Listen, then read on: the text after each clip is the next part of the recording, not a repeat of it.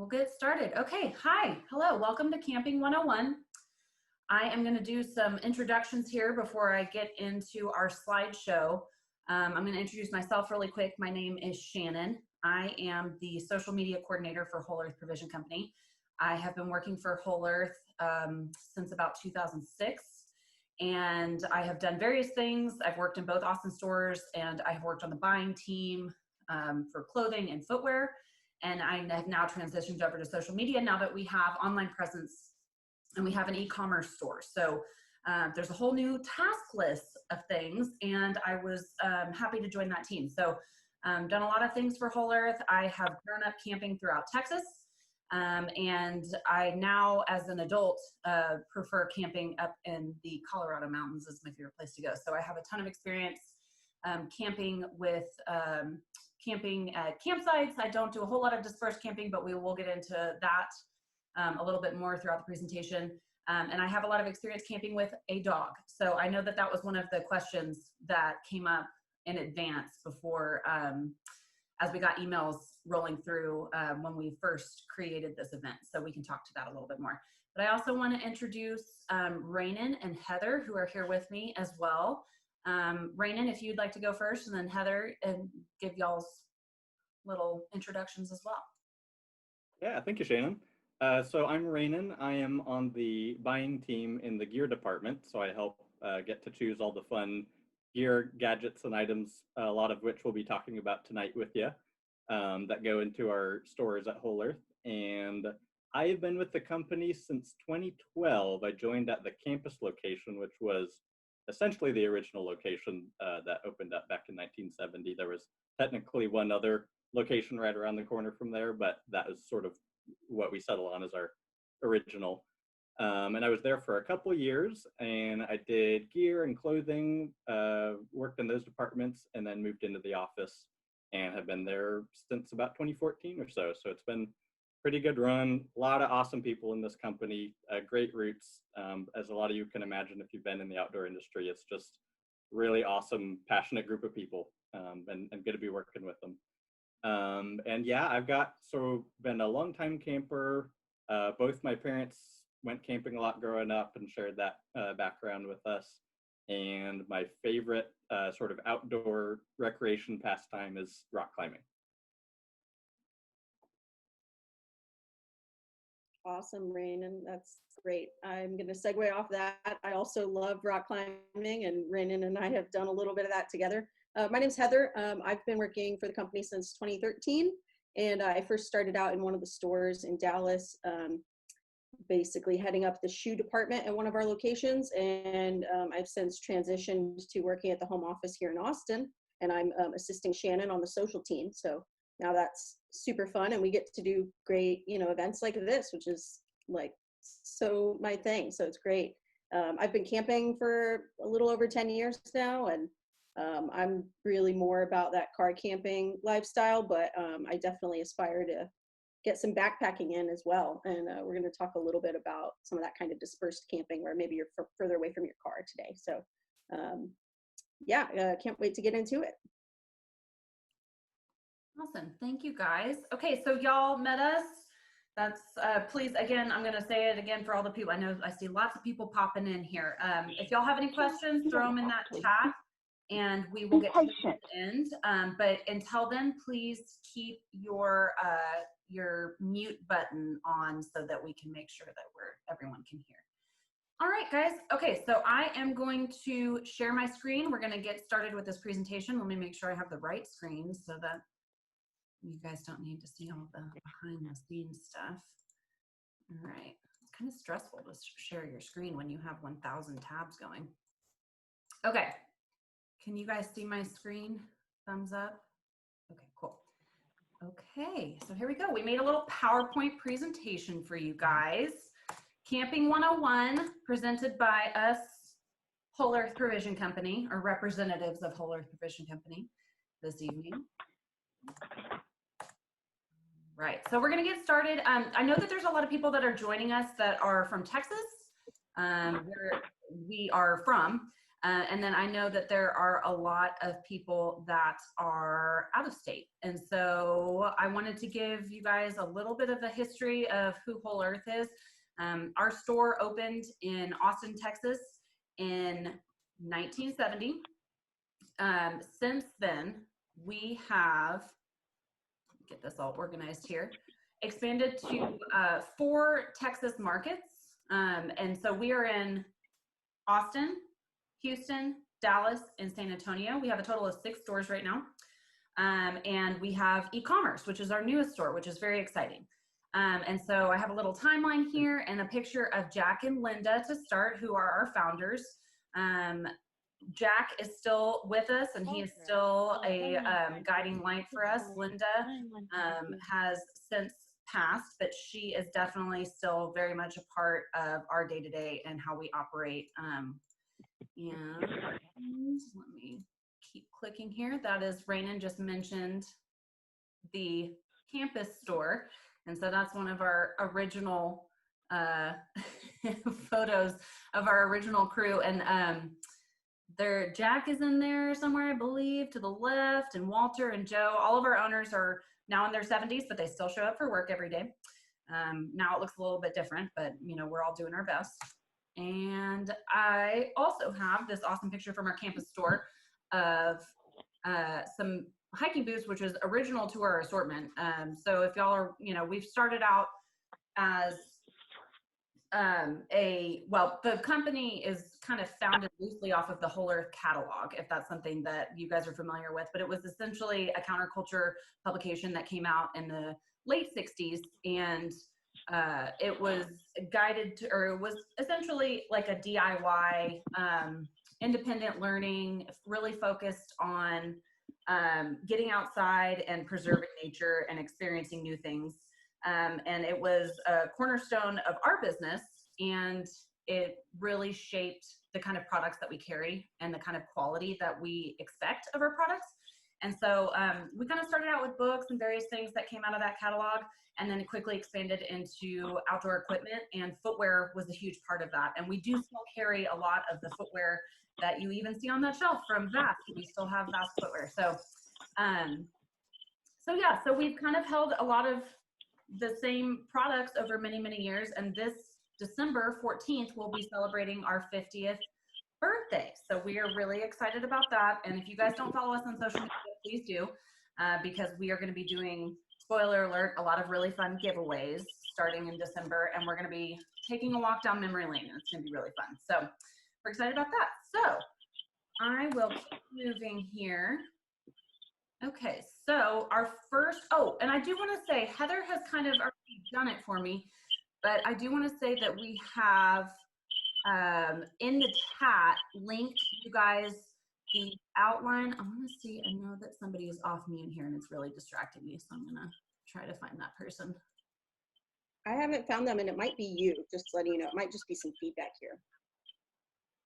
I think it might be Carlos.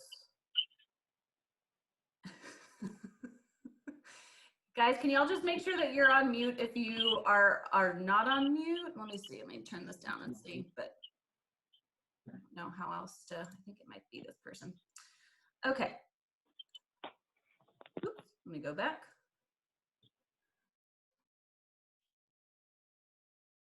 Sorry, guys. Back a slide. It's really hard when you have all these. There we go. Okay, there we go. So I'm going to kick it over to Heather. But yes, before I was saying, Heather has put in the chat, we've made an outline for you guys that also has a checklist for gear. And we have a collection linked there as well. So there's a lot of resources in the chat already that we're probably going to reference as we go through this. But I forgot to mention that at the top. So Heather has put some of that stuff in there for you guys to check out. So without further ado, Heather, if you would like to talk about what you need for your trip. Yeah, definitely. So some first things before you get out there is really to, ask yourself a lot of questions and kind of figure out what kind of trip you are planning on doing. Depending on the type of trip and the, type of environment, and all those things are really going to dictate what kind of gear you need, how much food to pack, how much water to bring. It really comes down to planning. And if you plan really successfully, you're going to have a fun time out there. And you're not gonna, just leave something behind and realize that you had a bad time. Always good to learn from any mistakes you have in the past. So planning is definitely key. First thing you might want to ask yourself is, are you going to be at like a established campsite, or are you going to be what's called dispersed camping? So, an established campsite might be something like a state park or a national park that has set up sites that you can book individually, or are you going to camp on some sort of what's called BLM land, Bureau of Land Management, and that's a lot of like free camping, and there's a lot of places where you can figure out where to find those places, those sites, and I can link some apps and stuff in the chat on where to find stuff like that. But figuring out if you're going to be at like an established park or something like that where you're a little bit more off grid is really going to dictate a lot of what comes next.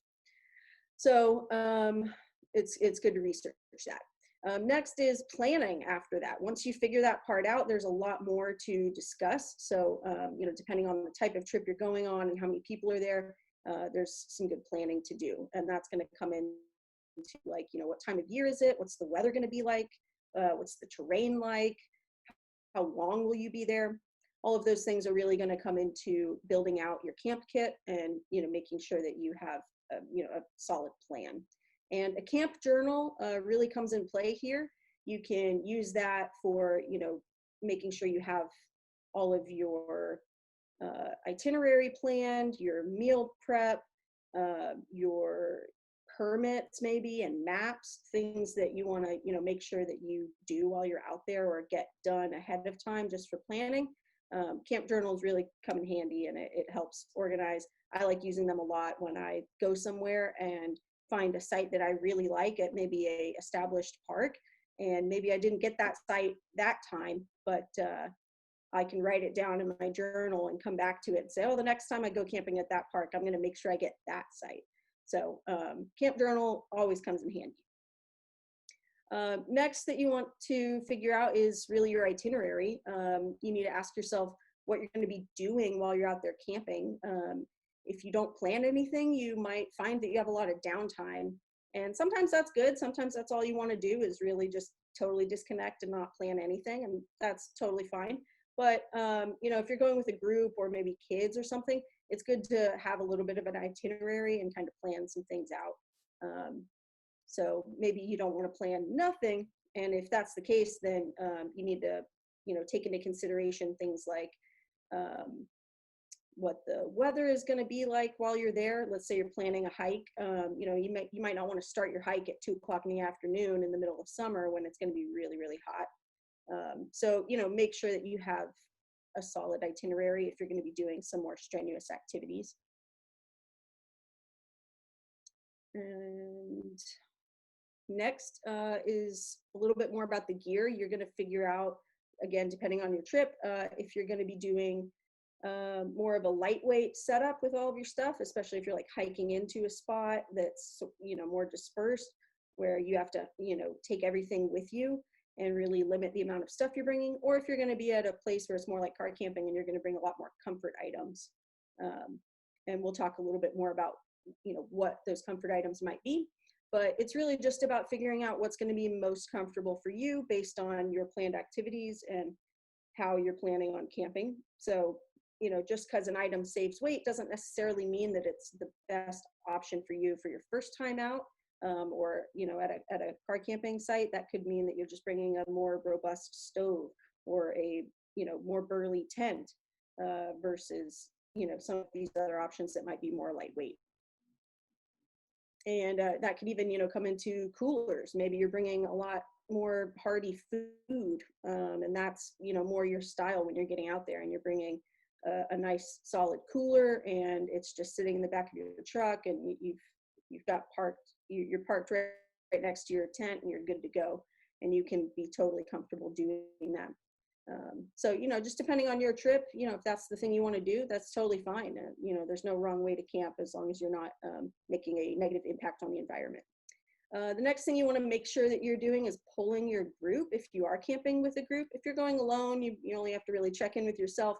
But if you're going with a group, especially if you're doing something more like you're hiking in, you really need to pull the group and figure out what items everybody's bringing, You don't want to have any overlap with that, just because hiking things into a campsite, depending on how many miles in you're hiking, or what that distance is, you don't want to bother with having any sort of redundancy. So, if you've got 5 people in your group, you might not need 5 stoves and 5 skillets, but you probably will need 5 like headlamps or flashlights. So, there's things that are helpful for each person to have, but there's certain things that you can definitely get done with less. Maybe 2 people in that group have like a 3-person tent, and that works out. That way nobody has to bring a single 1-person tent every time. And then the last thing is really about making a checklist of all of your items and what you're trying to do. And we've put in the chat a link to the outline for this evening that also includes a nice handy camping checklist that you can write down in your camp journal, or you can print out and bring with you. I like doing that as a way of just planning out what stuff I brought on a specific trip, and if I used it or not, if it worked for me. So those are all really good things that come in handy when you're planning out your trip. Really fast, Heather, I just want to dovetail off of what you're saying. The information she just talked about is in the chat. I also put it in the Eventbrite link. So if you guys, y'all all have access to that since you guys signed up. So if you go back over there, the outline checklist, coupon, all that stuff, fun pictures of us are all on there. So you guys can check that out. So just wanted to throw that in there. And now we'll move on to Rainin, who's going to talk about our essentials and get into gear. Awesome. Thank you, Heather and Shannon. So yeah, I actually did want to piggyback off of what you said about the checklist too. I think the journaling and building a checklist has definitely been a key part for me in remembering some of my favorite campground sites that I went to. And it really is, I think the more that you camp, the more that you realize that there's some favorite spots out there, whether it's got like the best trees for a hammock setup, or if you like it to be a little bit more secluded, finding kind of a small grove. If it's close to water, sometimes you might go to a park that has access to water, but maybe not every campground does have that, isn't right by the river or right by the lake if you're going out to Inks Lake, for instance. And then, the best way you can remember is just whatever number was on that campsite. But one thing I will say on that is they have really streamlined their reservation process, at least here in Texas. I think a lot of parks have moved to sort of an online reservation system. And a lot of times they'll have pictures of campsites that you can check out. So you can, if you want to get a sense for what it looks like before you go, before you make your booking, if you have the opportunity to look through those, that can be pretty helpful. Or if you didn't make a note the last time you went and you're like, man, I really wish I could find that, sometimes that's a good way to spot it as well. So yeah, basically we've narrowed it down to categorical essentials being what we think you would need just about no matter where you go. These are items that the categories themselves probably haven't really changed all that much over the years, but the equipment themselves definitely have. So the equipment that we sold back in 1970 here at Whole Earth is going to look very different from what you see on our shelves today. If you inherited maybe an old external frame pack from your parents that they used for a while, the technology will look very different from a lot of the internal frames that we have today too. So that's just something to keep in mind. The equipment itself may have changed over the years, but the essentials are more or less the same, with one caveat being in the lighting and power section. I think, you could argue power is something that we have sort of inserted into our set of needs, right? Everyone has a smartphone these days. So if that's something that you want to keep charged with you all the time, and can be very useful in emergency situations, having the power banks to fuel those can be really handy. And that's not something that people have always had to deal with over the years. So basically the categories we have are shelter, and shelter is basically just a way to keep bugs and wind and weather off of you. Rain is a big thing down here in Texas, so you got to make sure that you have something over your head and something to keep the wind out. And sometimes your shelter is also your sleep system, or is an essential component of your sleep system, but you also need a way to keep warm at night. So even if you are camping out under the stars, you just chose to use a tarp or something like that, you still need some kind of insulating bag or liner or sheet or something. And we'll get more into that in the next slide, but I think the sleep system is one of the most important components to your comfort and enjoyment in a camping experience, because you really remember it. Like if you wake up in the middle of the night and you're freezing cold because you didn't bring enough layers, and you don't get enough sleep, and then maybe the next day's planned activities become a little bit more difficult because of that, but you're not planning as well. That can really throw off a trip. So I think planning ahead with that one is really key. Brandon, am I failing on clicking through here? Oh, no, you're good. I'm Okay. kind of diving in a little extra at the beginning. You're like, can you move along? Okay. No. No, you're good. I'll let you know. Okay. Thanks. Food and water is obviously essential. And I think piggybacking off of what Heather said, if you're thinking about reserving what's called a primitive camping site versus, say, kind of one of your more generic campgrounds, they may not have water available. So that's something you're going to want to think about in advance. But no matter where you are, making sure that you have food and water planned and prepared, I think will be a good idea. And then lighting and power, I already talked about a little bit, but the biggest thing here is at least having a headlamp. Even if you're camping on your own, just finding your way to the bathrooms in the middle of the night, or starting that campfire, setting up your pads. If you're arriving after sundown at your campground, getting your stuff set up can be really difficult without a lighting source. So that one's really key. And then camp comfort items, Heather already mentioned, but those are furniture, chairs, tables. There's all kinds of light camping tables for preparing meals, and then large coolers. And this category you can sort of think of as, how many people are you bringing with you, and what do you want to do with your trip?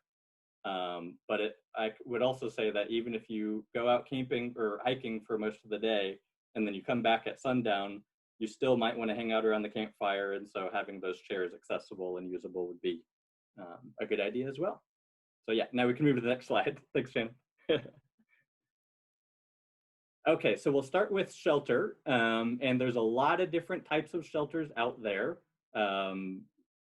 What essentially we will assume that most people here are looking for tents as their shelter of choice. But one thing I did want to mention up front, if anyone has any questions about other types of shelters that we don't really talk about, this goes for anything else in the gear too. We're going to be talking about sort of the most widely used items, but please absolutely reach out and ask us questions, because we've got all different types. And sometimes, one suits your preferences better than another. As you can see in this picture, there are trekking poles that are supporting the awning of this larger tent.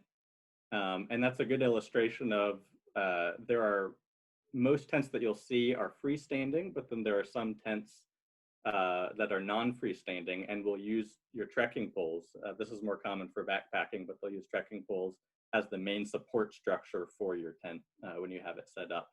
Those are less common. They're really handy for their multifunctionality. So essentially, if you're trying to cut down on weight when you're backpacking and you're already using trekking poles anyway, those are awesome, because now you can use your trekking poles as your support structure for your tent. And then you don't need to bring poles with you. So think about that as the main difference. Like with your freestanding tent, you need poles. That's going to add weight to your pack. And trekking poles here is a way to cut down on that. But I think for most planned adventures, especially to your local park, a freestanding tent will be the way to go. The next thing to think about here is what season your tent is. And here again, I'm going to assume most people will probably just need a 3-season tent. So basically, it's talking about what seasons can you use your tent in and get the most enjoyment out of. Technically, there are 1- and 2-season tents, and those you can think of as more like beach or summer type tents. They tend to be a lot more ventilated. But I would more often than not recommend a 3-season tent because it's the most versatile. Technically, it's excluding winter, but for most intents and purposes, I've camped in cold weather when it was snowing in a 3-season tent and been just fine. And I think what becomes more essential with the thermal insulation is your actual sleep system. So what you're using for your sleeping bag and your pad. There are 4-season tents, and those are for harsher winter conditions. And the name is a little bit misleading because I think rather than being good for 4 seasons, it's really mainly good for winter. And the reason for that is they are not very breathable. So they're designed to hold the weight of snow, keep a lot of that snow melt from getting inside your tent and making you miserable. And because of that, there's not a lot of airflow between the walls. And so if you try to use a 4-season tent in summer or even mildly humid climates, it can be really hot really fast. And then there are also even 5-season tents, and those are really for professional climbers going on sort of alpine adventures. So hopefully I haven't confused you too much with all the different seasons, but if we can narrow it down, I would say 3-season is the best way to go. It's the most common and what you'll see in our shops. Raina, can you speak a little bit to ground coverings and rain flies and just the importance of those for tents? I know that that's kind of inclusive with multi-season tents, but just some clarification on those as well. Yeah, thank you. And that also adds versatility to it. So Shannon mentioned ground tarps and rain flies. So a lot of times you'll see a 3-season tent that will have ventilated or mesh walls, and that allows the air to breathe through and get you some extra wind. And then the rain fly itself will essentially be another wall that you attach over essentially the dome of your tent, guy it out into stakes in the ground, and that will protect you from rain. Essentially, they're usually called rain tarps. They also help with snow as well. But that's where you get some of the versatility in that seasonality of your tent too, where you can have a lighter mesh tent on the inside for if you want to do stargazing. Sometimes you can look up through, they have mesh panels on top and you can see the stars through there. This also feeds into Heather's point about planning too, and that you definitely want to check the weather, not just when you're getting your gear, but when you're setting up your tent. And I'm speaking from personal experience here. If you don't check it well, or if you get a surprise rainstorm in the middle of the night because you didn't put your rain fly on top and you just wanted to stargaze for a little bit, then essentially you'd have to get out in the middle of the night, and it's not something you can put up from inside the tent. So you have to get out, put it over, and stake it out. And that also raises a good point that if you have just bought a new tent, it's a really good idea to set it up at home before you take it out and try it for the first time. Just because all the conditions are a lot more ideal in your home. Like I said before, if you get to the campground after dark, it's going to be a lot harder to figure out the pole system.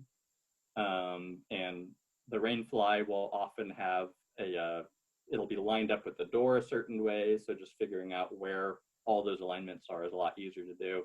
And it sounds kind of silly, but you can do it in your living room or your backyard, just wherever you have space to get it set up and check it out. The other way that tents have innovated more recently is in their sort of user-friendly design.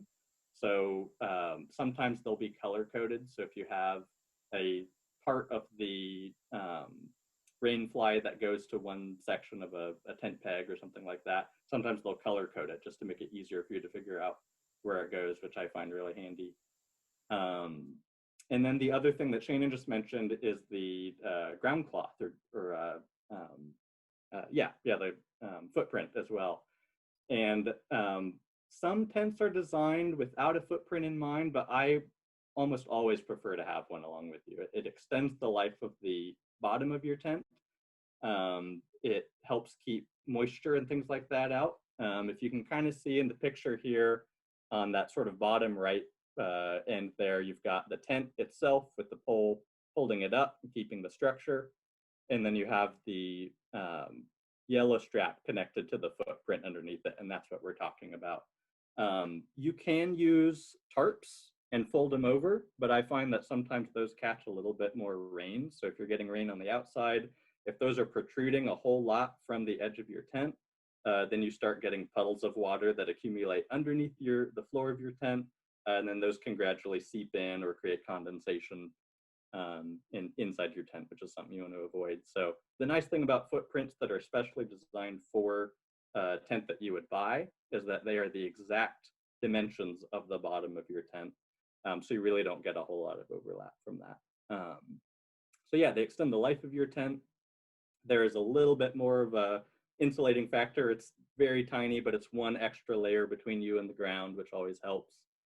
And the other really big benefit to it is it makes it easier to clean at the end. So one of the biggest things about camping tents is they're really finicky when you try to pack them back up. They will have at least morning dew from them. They might have rain if it rained the previous night. So you want to try and air it out before you put it back in the stuff sack. But if you had that footprint there, any dirt that got on the bottom of the footprint is a lot easier to brush off that one piece of cloth. You can hang it up or drape it over a bench or something like that. And it's just easier to handle than the large sort of cumbersome body of the tent itself that you would have to deal with. So I like those in a lot of ways. Another pro tip with packing up tents is, especially if you have your car close by, I like to bring a little hand broom or brush with me. And that way, when I'm rolling up the tent as I go, I can kind of wipe off a lot of the dirt that's accumulated on it. And then you're happier the next time you go camping because you open it back up and it doesn't have all that crud all over it afterwards. And the biggest thing to think about is just making sure you don't have any moisture left on that tent. If you do get caught in a rainstorm, which may happen frequently right as you're having to exit the park, because usually there's a checkout time you have to get out by. What you can do is just pack it up there and then just remember to get it back out once you get home and set it back up again and let it air out. And you want to open the doors too, so you're letting both the outside of the tent and the inside air as much as possible. Rainin, before we keep going, because I know we still have a lot to talk about, can you speak briefly to the last picture that I populated at the very end that had to the left of the hammock? And I just want to also say, guys, we see all of your questions coming through. We're going to answer all of them at Q&A, so we will get to that. But back to you, Rainin. Cool, thanks. Yeah, so Shannon just pointed out the Sequoia 4-person tent. That is a Kelty tent that we offer. Kelty is one of my favorite brands. Sorry, Rainin. It's the hammock setup. Oh, the hammock setup. The upper left one. Oh, my bad. Sorry. That's okay. Yeah. So there are other options for sleeping as well. Hammock camping is a really awesome kind of emerging type of camping setup, and in that case you need tarps and things like that to go over the top of it. Brands have gotten so specialized in this area that they will create essentially a traditional hammock that you might be used to, but it'll have sort of a zipper mosquito net that goes over it, and you can take that mosquito net off and put a more durable cold weather shell on top of it. And then usually you'll have some other external tarp like what you see here in this picture that will Gaia over that too. And I think there's a lot of benefits to hammock camping. One of them is a lot of people report sleeping just a little bit better at night too, so that it kind of cradles you a little bit better. Depending on how you have it set up, you can be a little bit more well insulated. There's sort of a cost-benefit analysis in that you don't have the cold ground directly at your back, so that cuts down on heat loss from your body into the ground itself. Air is a poor insulator, or it's a better insulator, but it's a poor heat conductor compared to the ground or the cold rock and things like that. But then the other downside to hammock camping is you've got that draft or that wind that's passing underneath your back as you're camping too. People who are side sleepers sometimes say that they like hammocks because you can sort of twist and turn, but it supports you where you need. It's kind of forgiving in that way. So I would say if you're thinking about that, there are options, but just sort of think about what type of sleeper you are, what type of preferences you have. Some people really love it. Some people try it and it's not their thing, and they would rather just have something that's a little bit closer to a bed setup. So I would say that's one of those where, before you go and invest in a whole hammock kit, maybe try it out at home and just see if that's something that's right for you. And I just want to say too, really fast, we can talk a little bit more about that. We will have another backpacking 101 in January if you guys are interested in like ultralight.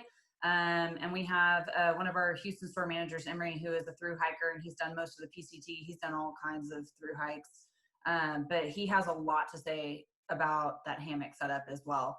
And I just want to go back to what you were saying, Rainin, about the Kelty Sequoia four-person tent that's on the bottom, kind of middle here, this green, beige, and cream colored setup. That is part of our collection that we linked. So we do have that online. We have various tents online. Rainin can speak more to that at the end, as he is on the gear buying team. But we do have some of these tents available, guys, so we can ask more specific questions. But I am going to keep us moving because I know you need to get to, oh, and Mark, thank you. That is a good point. Checking on the park that you're going to, whether it's national park or state park, making sure if you are going to hammock camp or put up a hammock at all, to check to see if you can, because you don't want to damage trees. Thank you. Yeah, oh, I like that point. I'm glad you brought it up. Yeah. And actually, to that end, there's a lot more thought that's been put into the effect of the straps that you use for hammocks on the trees as well. So I think some parks now require a 2-inch width of the strap itself as opposed to the 1 inch. So that's something that's changed recently. But I'm glad that he's thinking about it, because that's something you want to think about, is not just, are you comfortable, but are the trees comfortable that you're sitting on? Okay, so now we're at sleep systems, and I think we'll probably get a little bit more technical in this one than we will plan for in some of the other categories, just because I really think it's important for, like I mentioned before, how comfortable you are sleeping at night can affect the whole rest of the trip. But the good news here is there's so many different options again. So the hammock camping is one of those that segues sort of partly a shelter and partly your sleep system itself. So they often end up being integrated. But you can also go to the other end, which is, that picture in the background we have of cabins. Some parks that you can stay at will have cabins with a little bit firmer surface, 4 walls that help keep the weather off you a little bit more. So just know that if you are thinking about camping, but you're not quite ready to get a bunch of the gear that's involved, or you want to bring a little bit more of a home experience with you, that cabins are an option too. So you can still go to those really beautiful areas, hike around during the day, maybe build a campfire at night, have that whole camping experience. But then when you're ready to go back under the covers, you've got a more traditional structure to go sleep in at night. So understand that what we're talking about here is not just a sleeping bag if you are sleeping in your tent, but a whole sleep system. And that becomes crucial, especially in cooler weather, when insulation is really a concern. So basically, the main thing to know there is that even if you get a sleeping bag that's rating to a certain degree of warmth, it will only be as good as the pad that you're on. And so sleeping pads have what are called R values, which are essentially, R stands for resistance. So it's how much heat is being resisted from escaping your body. And the other big thing to know is that if you have, even if it's a down bag or a synthetic bag, they both struggle with the loft when it comes to the underside of your sleeping bag. So if you're sleeping on your back, you're compressing the loft that's in that part of your sleeping bag, and the loft is what creates a lot of that thermal insulation that the sleeping bag provides. So when it gets compressed like that, you're going to be losing a lot more of the heat from your body and from your whole system, essentially out through the bottom. So the pad is there to help resist that heat, keep it all insulated within the system. And one kind of fun fact is that the R value system was not standardized until very recently. So a lot of times if you would go buy pads that were rated at a certain R value, they might be using a different system from another vendor or brand or distributor. And so it became really difficult for the customer to know essentially what was being advertised. And now we have an international system that a lot of companies have agreed upon, and even some major retailers have said they will only bring in pads that have a standardized R value rating. So that's something that is reassuring to know now, that when you buy an R value pad, that it will have that standardized rating to it. So beyond that, with sleeping pads, you can think about whether you want it to be sort of a larger, comfier pad. Does it have a lot more sort of foam in there? Does it support you a little bit better?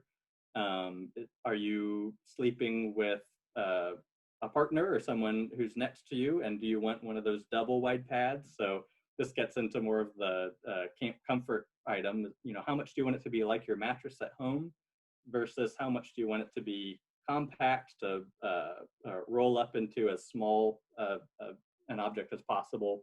How light do you need it to be? If you're car camping, well, you can probably afford the space for one of those larger pads that has a little bit more foam and looks a little bit more like a mattress. And if you're really concerned about weight and space in your pack, then you want to go on the lighter end. But even some of the smaller and lighter pads still do a really good job. You can get some high R values from those. And the other thing that I think people will often sort of remember if they've ever slept on a sleeping pad before is either it loses air at a certain point or it just sounds really crinkly and they don't like how noisy it is. And vendors have gotten a lot better at harnessing that as well. So sometimes that has to do with the foam distribution inside the pad and how even it is, so that you're not creating a lot of noise when you're shifting from left to right or back and forth. And then it's just impressive how small they've gotten. So some of these pads that, you know, are a regular length, maybe 5.5 feet to 6 feet, will have a packable sort of zone, you know, like a can like that or so. So they can get really, really tiny. If you're worried about space, then that's definitely the way to go. Brandon, really fast, it is 6:43. So okay. No pressure. I know Speed it you along. have Okay, cool. food and water to still get through. So if you want to keep going to bags or wrap it up with bags and then move on to food and water and lighting and power. Sweet. Okay, cool. Yeah, thank you, Shannon. And then, yeah, definitely if you're accumulating questions, please keep them coming. And if there's anything we don't get to in detail here, we'll be more than happy to answer that in the Q&A section at the end. So the other component of two other components of your sleep system would be your sleeping bag itself. I mentioned the thermal ratings on those before, but I also did want to mention that, you know, everyone's bodies are different. So the rating of a sleeping bag, how effective it will depend on, you know, whether you tend to run hot or cold. And so I would just say that, you know, going for something that's versatile is definitely the way to go, rather than getting something where it's like, oh, well, it has better loft, it has more insulation, it's priced higher, therefore it must be the best thing that's out there. And maybe it's awesome at what it does, but maybe it's not the right thing for you. So just keep that in mind. And then the last component would be sleeping bag liner, which doesn't really come up for a lot of people, but it's one of my favorite pieces, and it adds to that versatility. So it's mainly, think of it like a sheet or a bag that fits inside of your sleeping bag that you can sleep inside of that.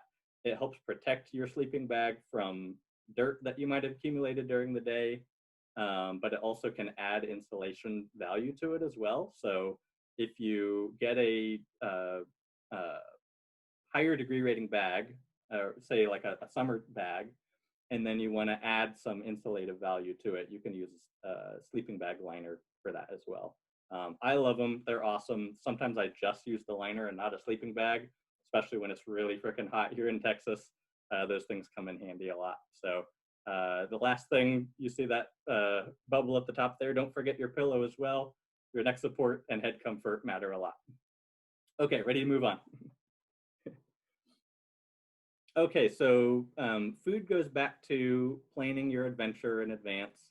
Like Heather said, pull your group in advance, see what kind of diets they have. It will be very difficult to go back to the grocery store to get ingredients and items if you haven't already done that. So just make sure that you're checking in with your group. And then, of course, the type of food that you want to cook will also affect what stove setup you have. So we'll talk about that on the next slide. But I think the biggest point I want to drive home here is you can eat like you're at home. I think it's sort of a big myth that you're going to go camping and you can only eat gruel or rice and beans or something that's kind of boring. It's very easy to bring, the comforts of home with you when you're camping. So don't let that be a deterrent. So yeah, and here are stove options. The two common types of fuel that you would need if you are using a stove to cook your meals are isobutane. Sometimes you have isobutane mixed with propane, and that would be this MSR IsoPro canister up here. So that's called canister fuel. And then propane is what you would use for something more like a traditional 2-burner stove with Coleman. We could go on and on about different fuel types, and if you have questions about that, definitely let us know. But those are essentially your two common types that you would use on this. If you're doing a single burner stove, then that isobutane is a really awesome way to go. It's pretty versatile in terms of the environments you're in, although if you get to really extreme temperatures, then you might want to go for liquid fuel. But for most cases, that would be a good one. Propane, just know that that one has to be stored under pressure. So it gets really heavy in terms of the storage. And that is why it's more traditionally used in car camping as opposed to your single burner stoves. And then we have water and filtration. So water is one of those things where if you are at a primitive camping site, they probably won't have a tap or some way to access water there. So think about your other options. You'll want to hike with water with you, or if you don't want to pack that extra weight, then think about your water sources, and that's where you might want to get into filtration or purification. We won't go too much into that category, but just know that one of the lightest and most efficient options in this area is these aqua tabs. Those can filter out or clean essentially water for microbiota. You got protozoa, bacteria, and viruses. I think there's one parasite exception that those don't apply to. The only drawback on those is you have to wait about 30 minutes for them to totally clean your water. And that may not always be a timeline that you're working with, so just keep that in mind. But even if you don't think you'll need to filter your water, and in most cases you won't, having those in your pack just in case there's a busted tap or something like that is definitely a good way just to be prepared. Okay, ready to move on. So lighting and power is something we already touched on a little bit. It is one of those things that probably gets most forgotten just because it can be a smaller item, but having that headlamp is so critical. And I think one way you can sort of prepare for that is just keep one in your car at all times. Keep one in the glove box. That way, if you forget it as part of your packing assortment, you still have it available. There's so many different lighting options these days. There are pluses and minuses to headlamps versus lanterns.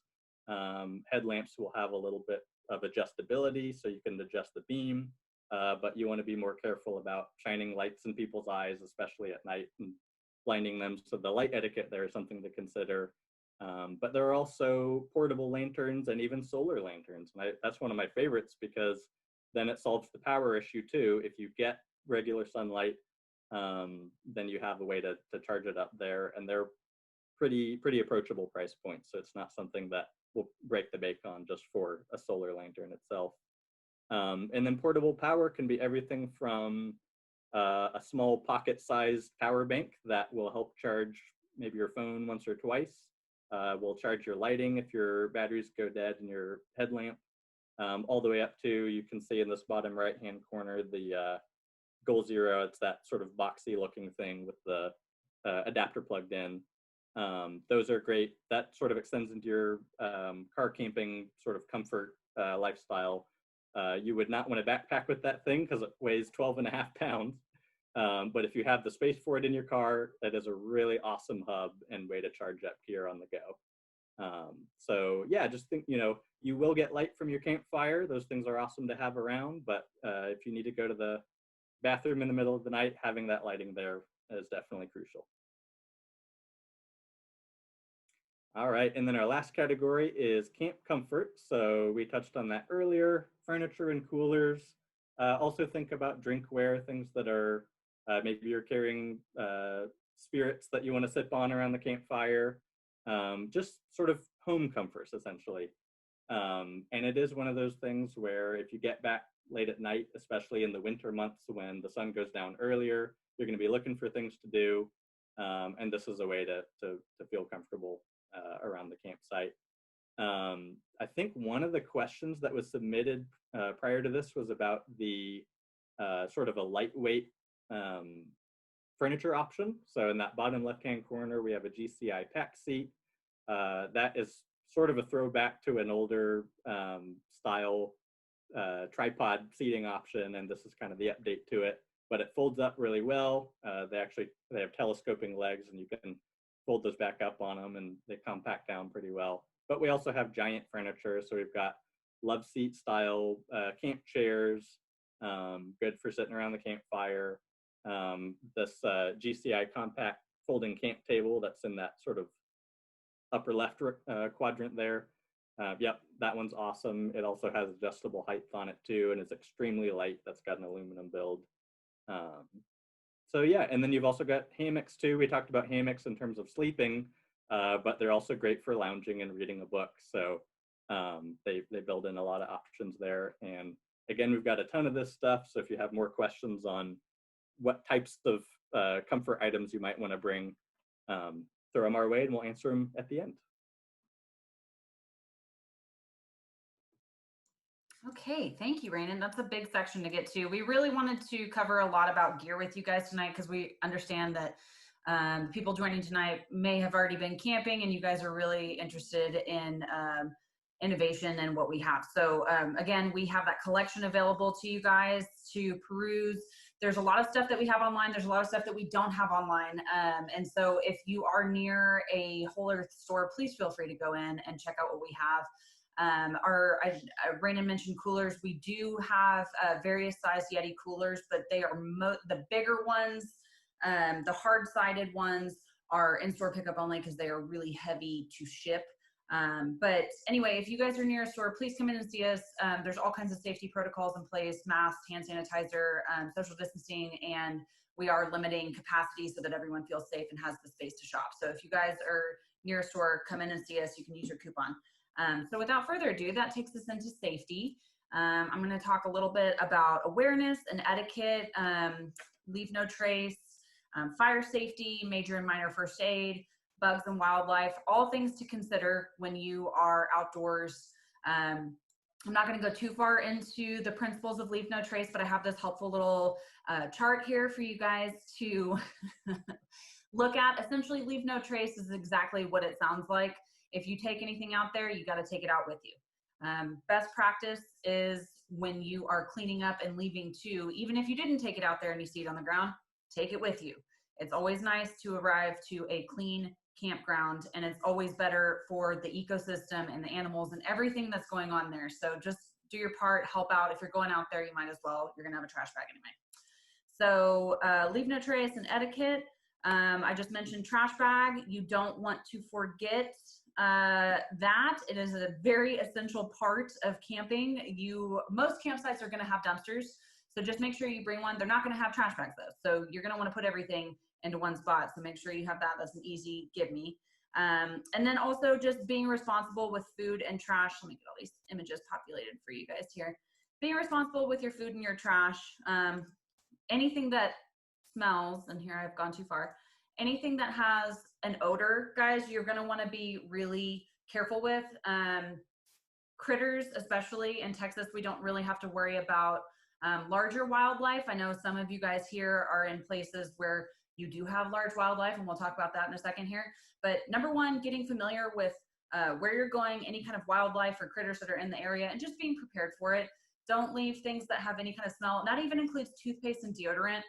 If you can avoid leaving that in your tent and putting it either in your car at night or hanging it in a smell-proof bag, Most Texas state parks have a metal pole with a hook that you can hang things up. So making all your smellables hard to get to for little critters, raccoons can cause a lot of damage. Just think about that. We have in sort of the bottom middle here is this Ursac Major Bear Bag. That is going to be a bag, a smell-proof bag, essentially, that you can put anything that has an odor to it in and hang. So you can see the cording, cordage on it as well. So you can hang that from a tree. You can hang it. There's a lot of principles with hanging bear bags and hanging stuff when you are out in the backcountry and doing dispersed camping that I'm not going to get too much into. But if you guys are wondering more about that, we can, Heather, will you throw that link? I know we had a link at one point about bear safety as well in there in the chat. Sure. So if you guys have more questions about that. And then we already kind of talked about leaving it better than you found it. Backtracking, being respectful of the ecosystem, again, with food and any edibles or any kind of trash, take it with you and don't feed animals out in the wildlife. Just, it's not good for them. It's not good for us. It can be really cute, but it's just not good for them. Washing dishes when you are cleaning up camp kitchen, make sure that you wash your dishes 200 feet away from any kind of water sources so that you don't mix anything into the water that shouldn't be there. And then straining your dishwater so that you're not leaving food essentially in any kind of on the ground, especially, you don't want it to mix into the water system. And then if you can, using biodegradable soap, we do sell, Rainen can kind of speak to that a little bit more. I'm not totally familiar with all the options that we have. But biodegradable soap is a really good option. Do we have any right now, Rainen? Can you speak to that? So we have Dr. Bronner's, and I think that one, it tends to not have as much of the chemicals as some of the others in there. So I don't know that that's biodegradable, but it tends to be a little bit less harsher on the environment. Okay. And then we also have Ceta Summit kind of wash tabs. So it depends on what use case you're using it for, if you're doing like washing your hands or laundry and things like that. But those are biodegradable. Thank you. Awesome. And Dr. Bronner's is an all-purpose soap, guys, and we do have that online, I believe. Okay, so moving over to fire, I know I saw a question pop up earlier, but fire safety and cleanup, I make sure wherever you're going that you're aware of any kind of burn bans, number one, especially with all the wildfires and the fire seasons that happen in the mountains. If you guys are going to Colorado, they have had an epic fire season. A lot of people have had one. So if you're not gonna be able to have a fire, know that in advance so that you know how you're gonna cook your dinner also, because if you can't, you're gonna want a Coleman stove, which is totally acceptable, a pocket rocket, something that you can cook on if you cannot build an actual campfire. So just be aware of that. Buying local firewood, you need to do that. If you are in Texas and wherever you are, just make sure you buy firewood locally. You don't want to transport wood from one place to another and burn it. It can have a lot of issues. There can be issues with that, bugs. It can just mess things up. So it's always best practice to buy firewood locally. A lot of campgrounds will sell firewood, so you don't even really have to worry about it. And then collecting firewood is not allowed in state parks. Again, they'll have wood to purchase, but collecting wood is generally not good etiquette. So just be prepared to either buy some before you get there or buy some when you get there, but just make sure it's local, number one. And again, burn ban. And then, of course, making sure your fire is out completely before you go to bed. Coals are still very much fire. So you don't want to leave any kind of embers. Again, wind can pick that up very easily, and that can escalate very quickly. Major and minor first aid. If you're going out to the woods, just make sure that you're prepared, that you have some sort of first aid appropriate for wherever you're going. This family first aid kit that you guys see on the screen here is one that we carry. It's a 1 to 4 people kit. So it does have quite a bit of, it contains quite a bit for 1 to 4 people. And, depending on where you're going, just being aware of, the kind of injuries that you might sustain, like cactus or, various things, and just being prepared for that. Also considering your clothing when you're going out there. If you're wearing shorts, just be aware. knowing how to contact emergency services, which is usually 911, but it's also a good idea to have the number to the local sheriff's office. That's a good idea as well. And then just making a plan in case you have poor cell service. Everyone relies so heavily on their phones these days, but just make a plan. If your phone is not working, what are you going to do?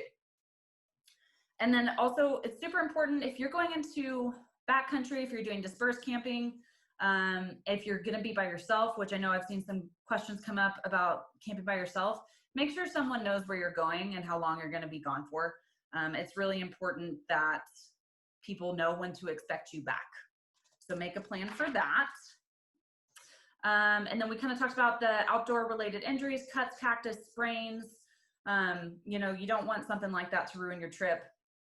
There's, going back to these kits too, there's a size limit. Like I said, this is a 1 to 4 person. There are smaller ones, but also when you get home and if you've used something from your first aid kit, make sure you replenish it when you get home, because you don't want to pack it up again and then get out there and realize that you don't have any Band-Aids or whatever the item is that you're looking for. So that's always best practice. Like Raina said, when you dry out your tent, when you get home, make sure you go through your first aid kit and see what you used and replace whatever you used while you were out. Bugs and wildlife, and I know we had some questions come through about ticks that we will get to at the end, but bugs, of course, can be, depending on where you are, a really big bummer. So there are different types of repellents that you can use.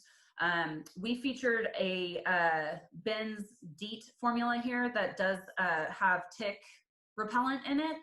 That's going to be pretty heavy duty. There are some more natural options if that's something that you're interested in as well, and we carry both. But you know, in terms of like a wilderness formula, this Ben's is pretty standard, and there's different percentages of DEET that you can get as well.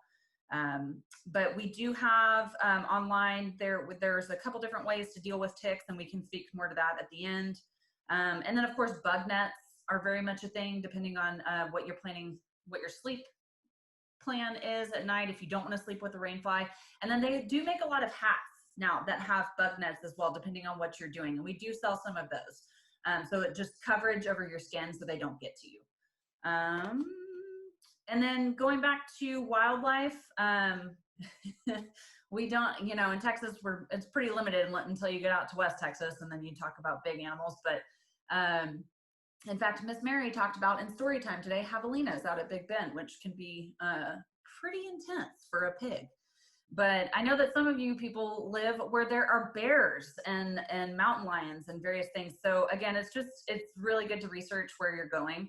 And you know, it doesn't have to be on the defense. It's also kind of exciting to learn about the kind of animals and wildlife that are going to be in the area that you are going to, so that you can, one, learn about them, and you know, two, like maybe, you know, there's some sweet birds in the area that you're going to be able to see, lizards, marmot, pika. I know my dog is a huge fan of pika.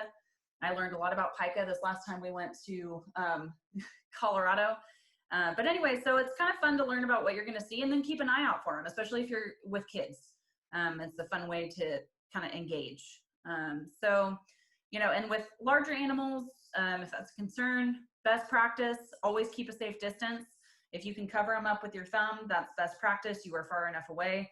If you can't, you need to move away. And again, Heather, I think you linked it maybe, but there is a link for, correct me if I'm wrong. Yes, how to hang a bear bag here if you want to know more about that. And I believe Yellowstone National Park did a Bear Don't Care campaign that teaches you a little bit more about bear safety.